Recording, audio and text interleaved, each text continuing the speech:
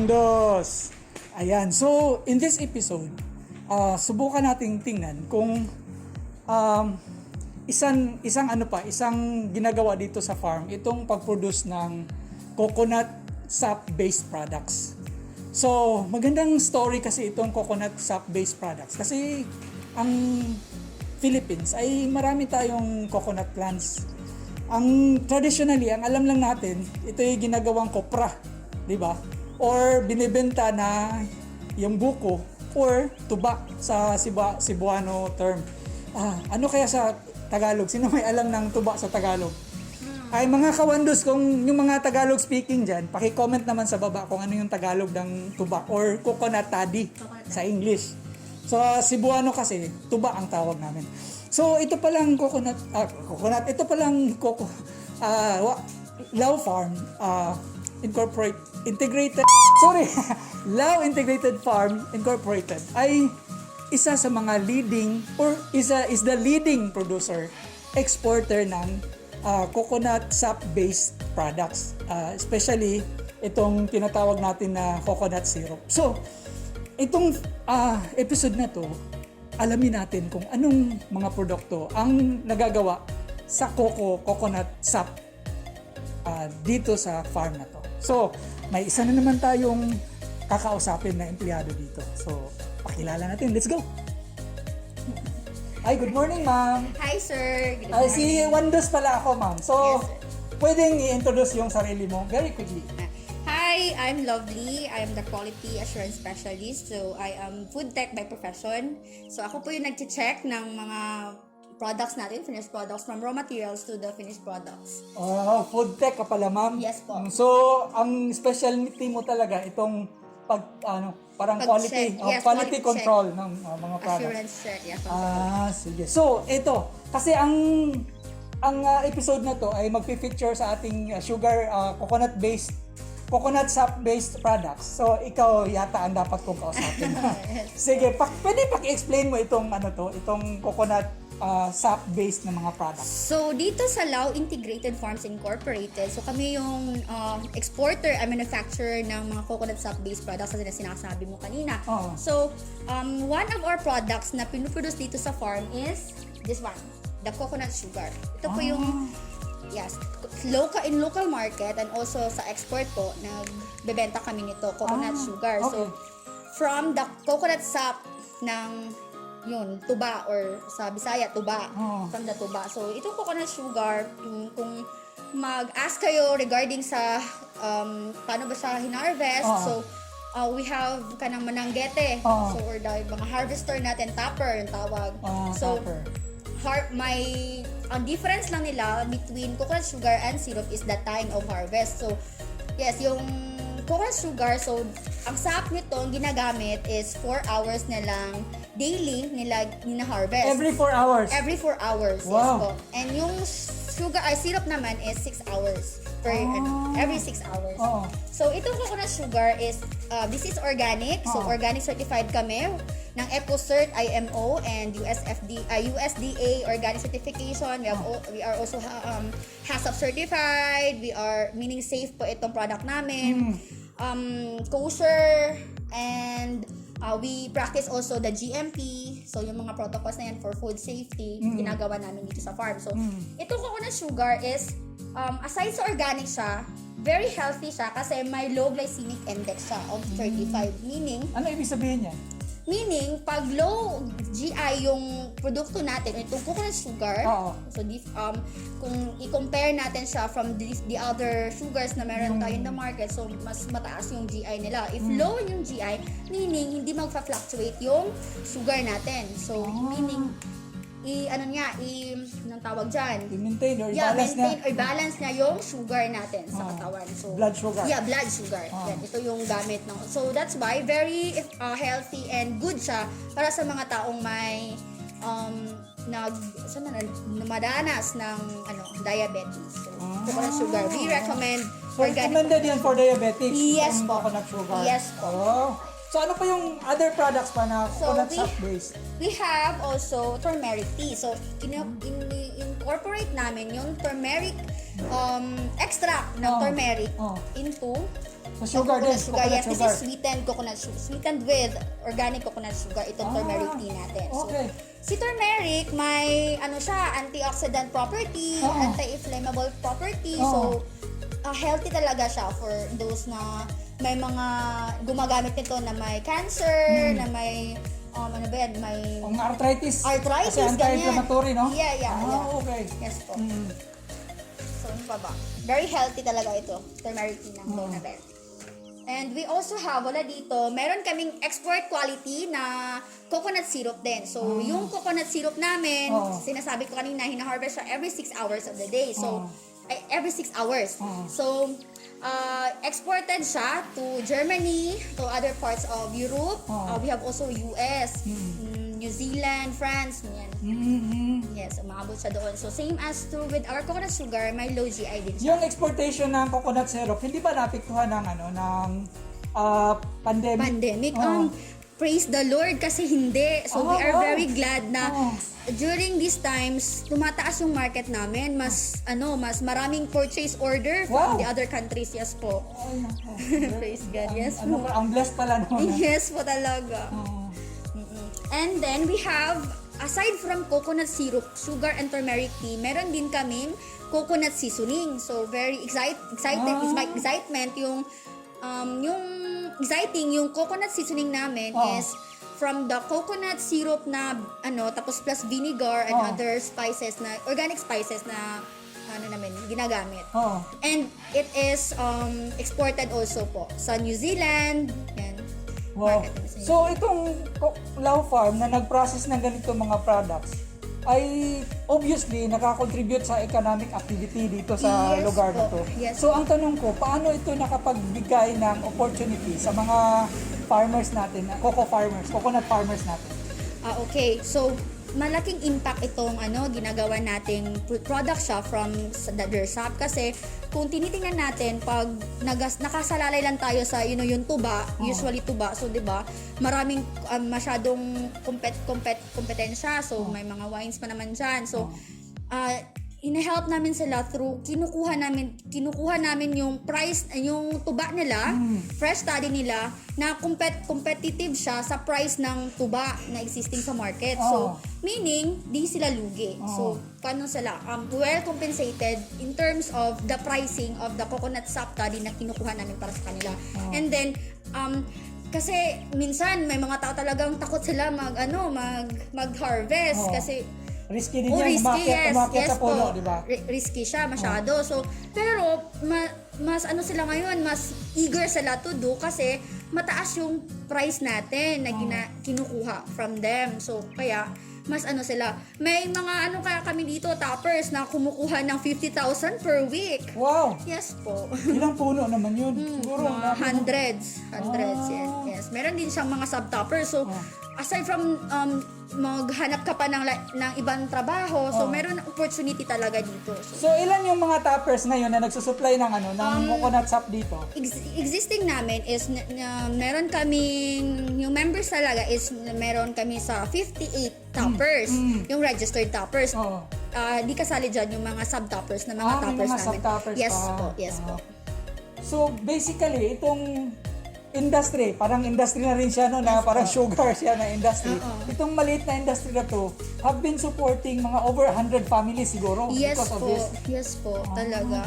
Noon, we are only employing mga tao dito sa Bansalan, but because we are expanding, we are able to employ mga people from the province of Davao and even outside Davao del Sur. Talaga? Yes po. Okay. So, mga kawandos, nakakita natin base sa sharing ni Miss Love. Dr. Love. Hindi siya doctor, Miss lang siya. So, itong parang processing ng coconut sap ay nagpo-provide ng stable income sa mga may puno ng niyog, no? So, kung dati, kukunti lang yung income nila kasi if we are waiting for the coconut tree to mature yung mga nuts. It will take mga months siguro to mature. So, in between, wala kang kikitain. But with this, itong pag-harvest ng coconut sap, you have an income, na daily yung streaming ng income mo. Kasi I think 7 days a week hina-harvest talaga yung ano. Yes. Wala siyang pahinga. So, Love, Yes po. ilang taon ka na nga dito sa ano? Sa Law Farm?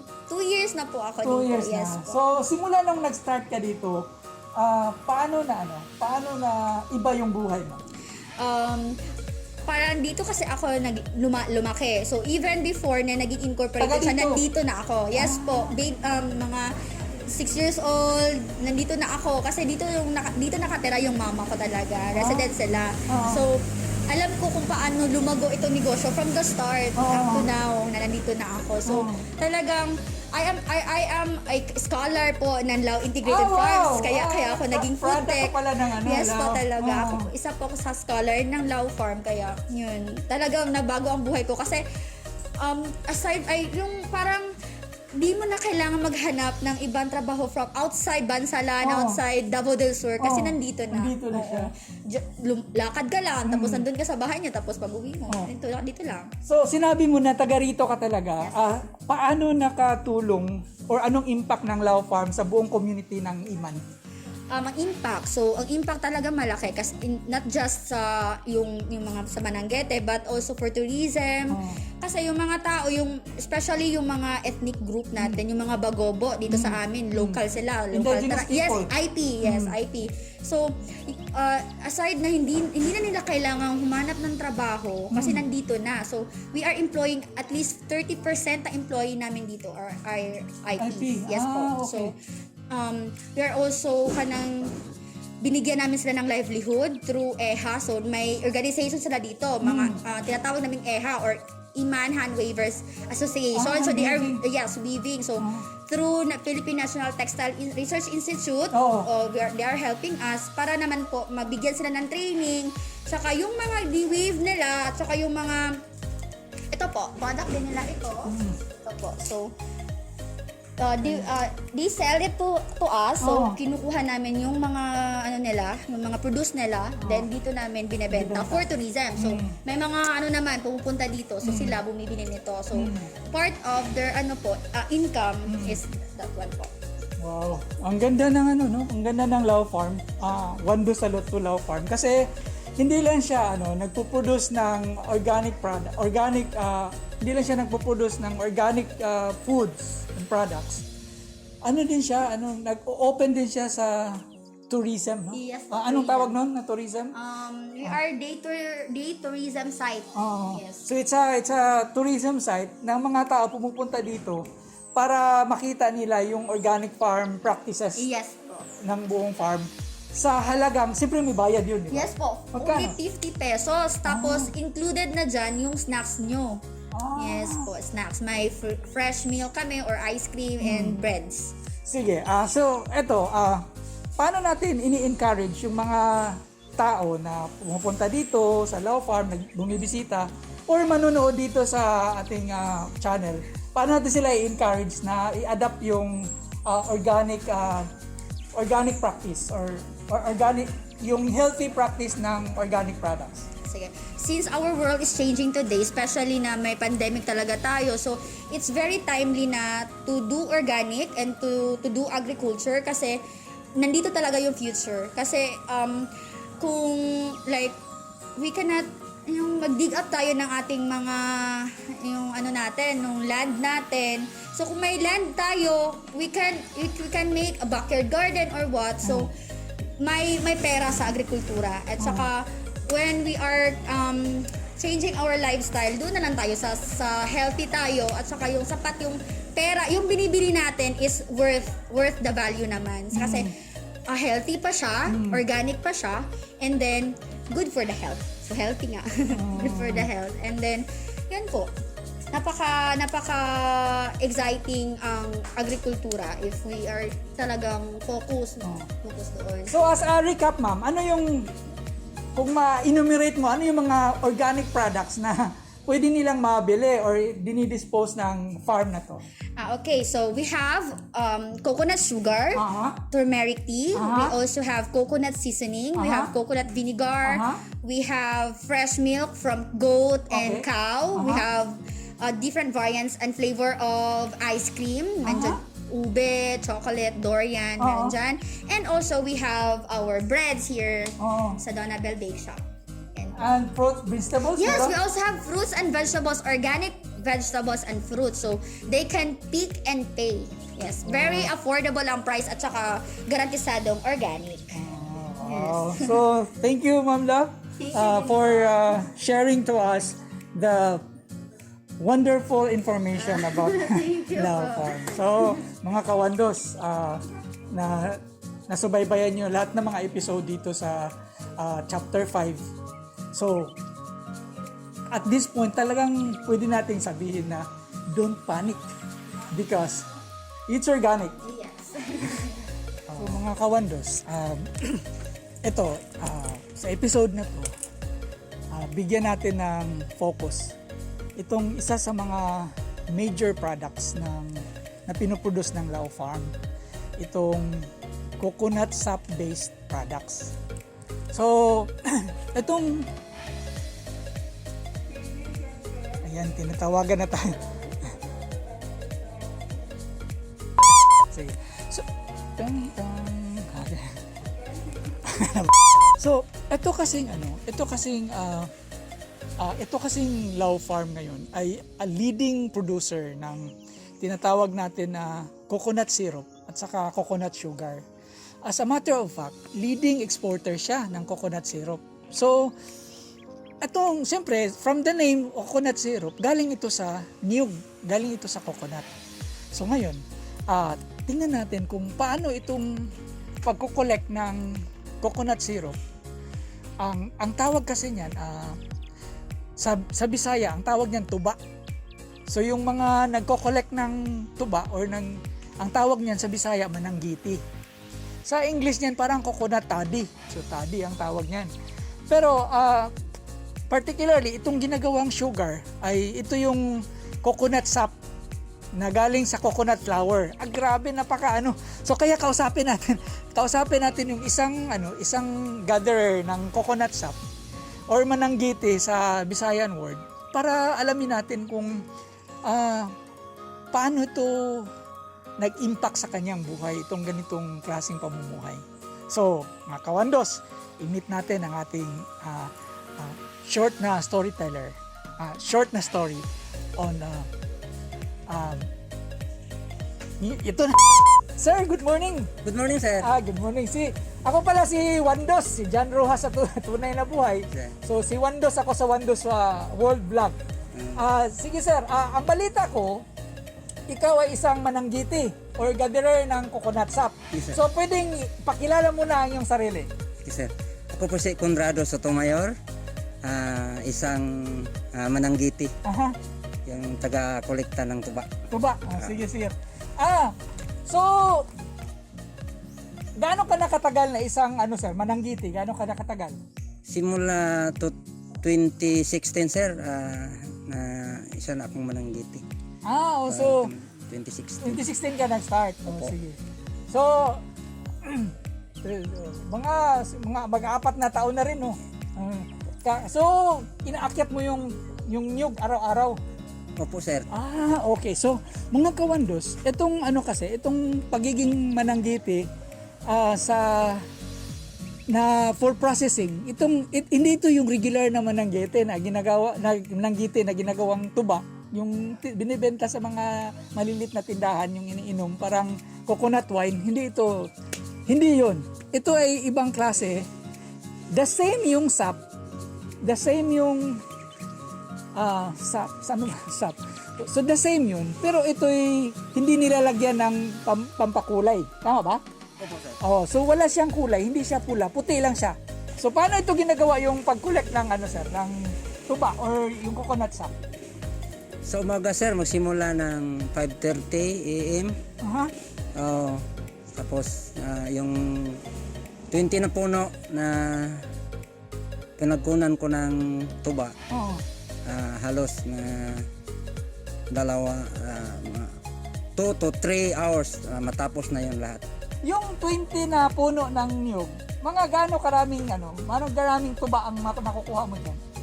Bawat puno, sir, mag-average ng isang galong tuba or 4 liters. Okay. Mag-average yan. Kasi sinasabi ko mag-average kasi mayroong puno na hindi aabot ng 4 liters a day. Mayroon din puno na sobra ng 5 liters.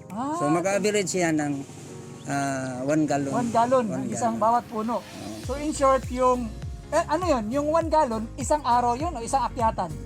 Hindi po, yung isang sir, yung 24 hours, yan ang makukulit ka. Sa 24 hours, ang isang puno mag-average ng 1 gallon.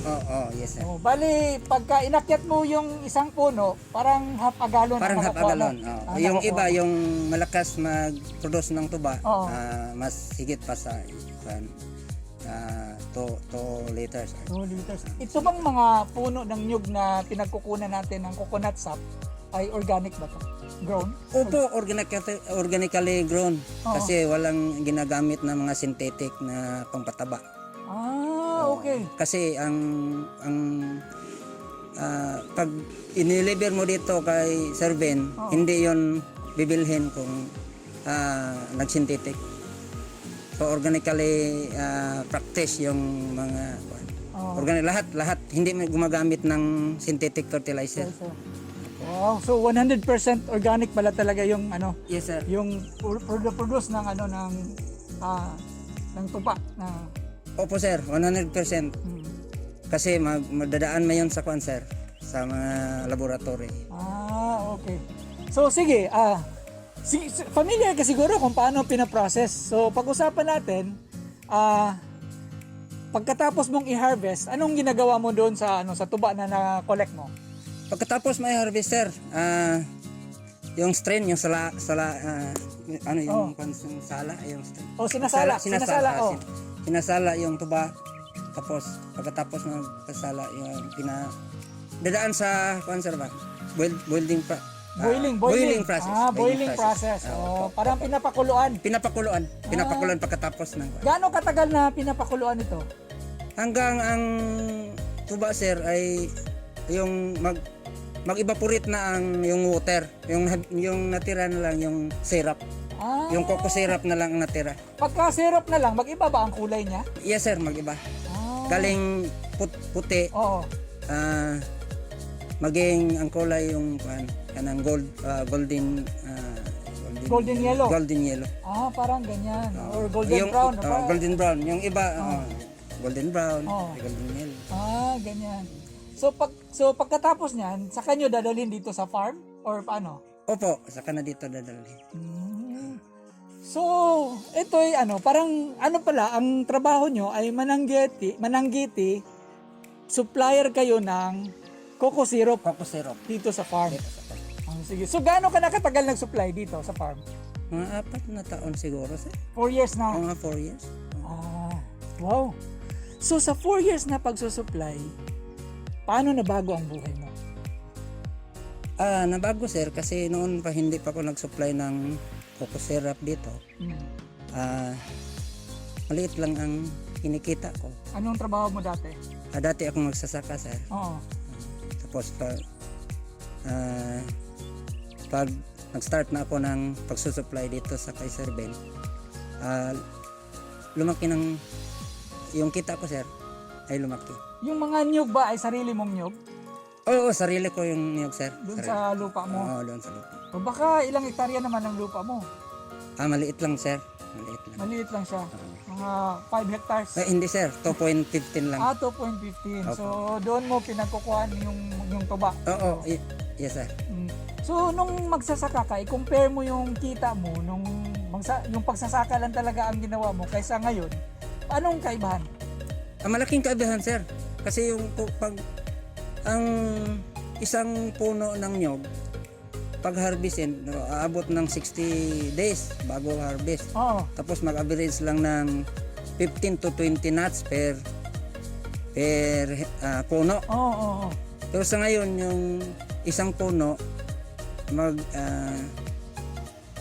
kita ng bawat araw siguro mga 0.6 liters. So, malaki sir. Halos na triple.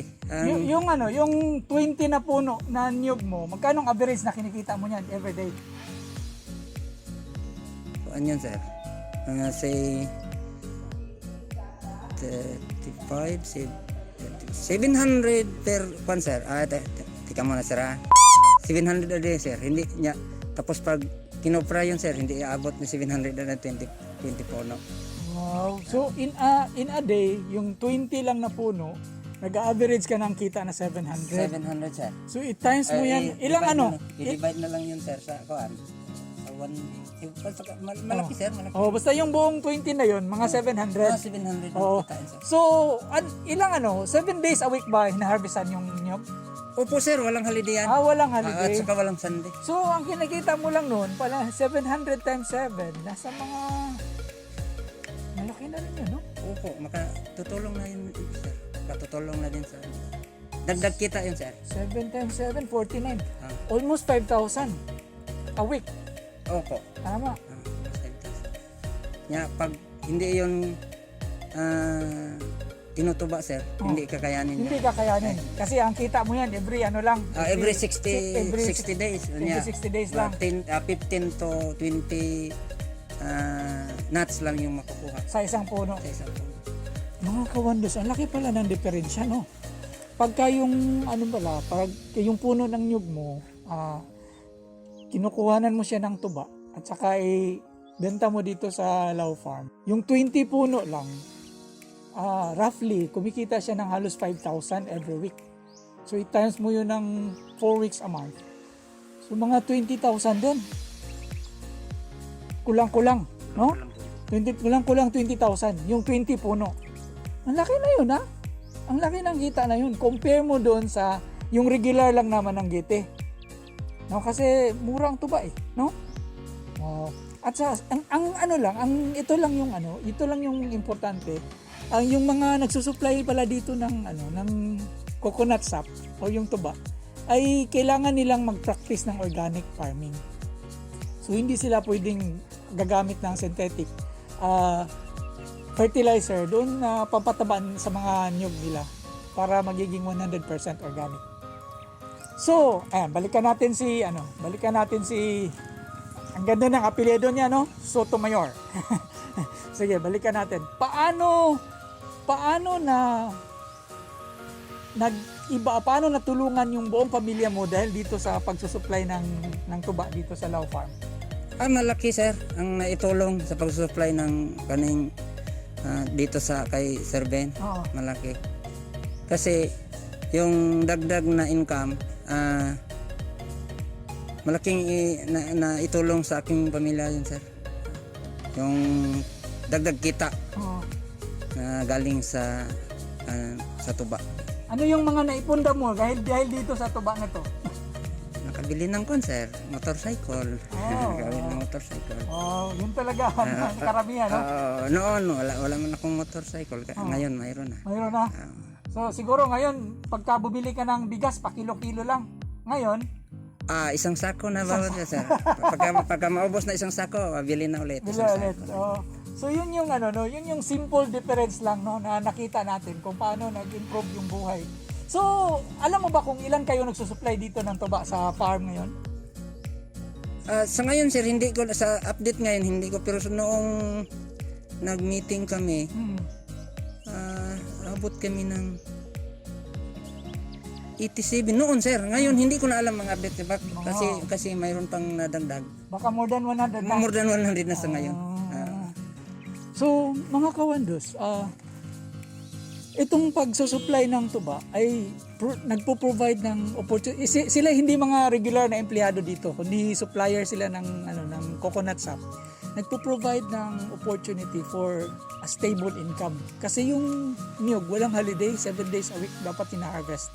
Nagpo-provide siya ng more than 100 families are having parang regular income dahil dito sa coconut sap na to, yung tuba.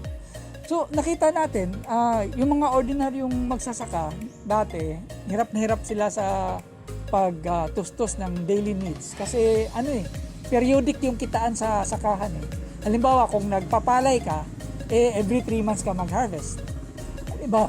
Kung dito ka naman magdepende sa niyog, every 3 months din yata yung pag-harvest mo, or almost every 3 months, no? Halos every 3 months din, or 60 days. Oh, para ma-harvest mo. So, ibig sabihin, kung daily yung needs mo, hindi siya commensurate doon sa pag-produce ng product sa farm kasi periodic nga. Pero dahil dito sa opportunity na to na naibigay sa mga taong nagko-collect ng tuba, ay may may daily source of income. Galing, no? So nung duding, dahil doon sa na-experience mo na pagsusupply, parang guminhawa ang buhay. Paano mo ma-encourage yung iba na mga farmer na hirap din sa araw-araw na pamumuhay? Yung ibang kong mga farmers na kulang-kulang ang kanilang kita, hinihikayat ko sir na mag-supply sila ng tadi dito sir sa kay Sir Ben. Kasi dito, pag yung farmer o yung mga hornal kung patawag, yung mga piece worker sir, yung mga pakyawan lang na wala, mayroon minsan mayroon, minsan wala. Oo. Ang mabuti sa kanila, mag-supply sila ng tuba dito sir. Kasi ang wala itong almost 7 week a days. Walang 7 days a week. Walang kuan sir, walang mintis ang kita mo sir dito sa pagkolekta ng tuba. Oo. Kung magtiyaga ka ng kukulik ng maraming puno, mas marami yung kita ng isang. Paano niyo mini-maintain yung quality ng tuba? Ang pag-maintain sir,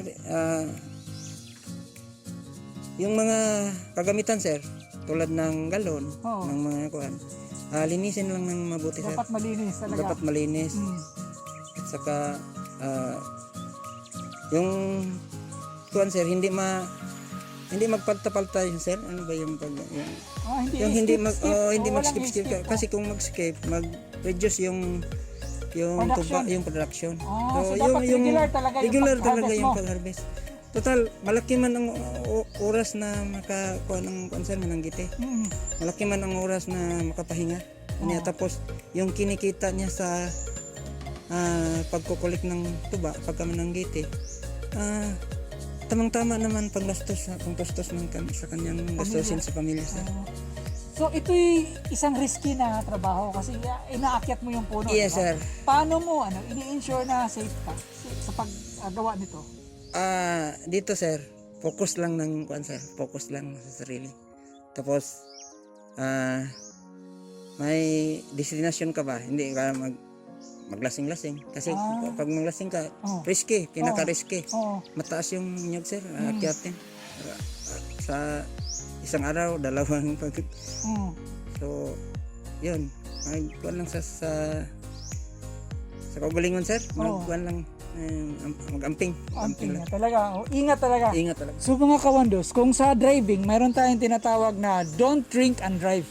Dito sa pag-gather ng toddy or tuba, don't drink and climb. So yun yung para safety ka. Tama ba sir? Yes sir. So don't drink and climb. Oo, yes sir. Para hindi malisgrasya sir. Kasi risky itong pagkamananggiti, risky. Pero yung kita at income ng isang mga nanggiti, sapat na pang tustos sa kanilang mga gastuhin sa kanilang pamilya. So, mga kawandos, ito isang parang life testimony ng isang magsasaka na additional lang itong pananggiti, no? Ang yung farm mo, nandoon pa rin. Ano yung ibang tinatanim mo sa farm? Kuan sir, may yung coconut sir, coconut at saka kakao sir, Meron ka rin kakao. Mayroon kakao sir. Mga palay, wala kang palay. Wala sir kasi kuan kaning high value ang tinanim ko sir. Kanya low kanang kuan. Kini upland ba? Upland siya.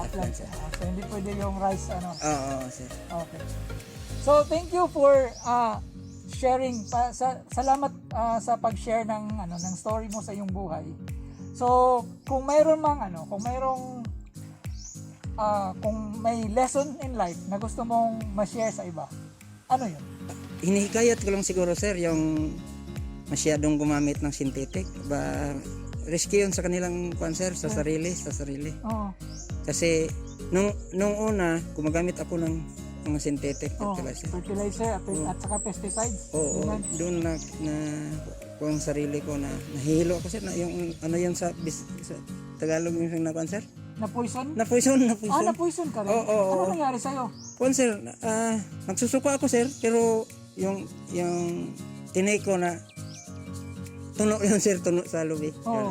Yun. Yung coconut milk? Oo, coconut milk. Ininom mo? Oo, ininom ko. So doon na-relieve ka? Ano palang ginawa mo nung na-poison ka? Nag-spray ko ng cancer. Nag-spray ko ng synthetic ka ng Fertilizer? synthetic is kanang pampatay ng insecticide. Sa kakao? Nag-spray ko na sa kakao. Tapos siguro nalanghap mo yung hangin. Oo, nalanghap sir kasi tapos walong napsak yung naubos ko. Tapos nahilo ka. So simula noon, hindi ka na gumagamit ng synthetic. Simula noon sir, hindi na ako gumagamit. Mula 2008 sir, hindi na ako gumagamit. 2007 sir, doon ko nagka problema sa paggamit ko ng synthetic, ng conventional. So pagka 2008 nag-sip ako ng organic farming. 2008. So mga kawandos, ito pala si Sir Sotomayor. Ay parang si Sir Ben Lau din na nag-shift into organic farming. So dahil doon sa experience ng poisoning sa synthetic pesticide. So yun, ang pagandang usapan nito. Kasi ang perception kasi ng mga tao pagka organic products ay mahal. Na hindi naman totoo yun. Kasi halimbawa doon sa bakery, affordable naman yung bread nila. Organic sugar ang gamit nila noon. So, ito lang siguro, ang pag-produce ng organic sugar ay may kamahalan. Kasi, kunti lang yung ma-produce mong sugar. No? Sa isang galon ng tuba or toddy, ang ma-produce niyan na syrup ay gaano karami sir? Isang galon, almost 0.6 liter. Ang isang galon sir. Isang galon ng toddy? Isang galon ng toddy, almost 0.6, mga 0.6. 0.6 liters? 0.6 liters. Ang syrup? Ayan, ang syrup na sir. So, ayun. So, kaya medyo pricey siya. Pero worth yun sa health natin. So, ang ganda ng story ni Sir na senior sa atin. So, Sir, salamat. Anong masasabi mo dito about Lau Farm? Okay sir. Kasi pag supply ko dito sa product ng tadi ko pag supply dito. Okay sir, mabuti ang aming relasyon dito. Tapos pag bawat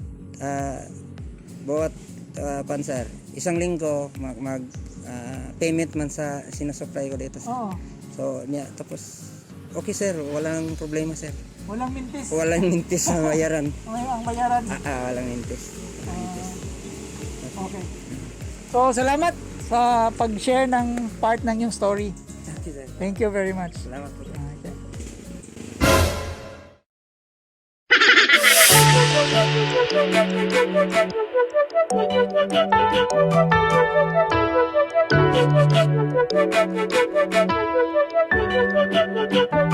Okay.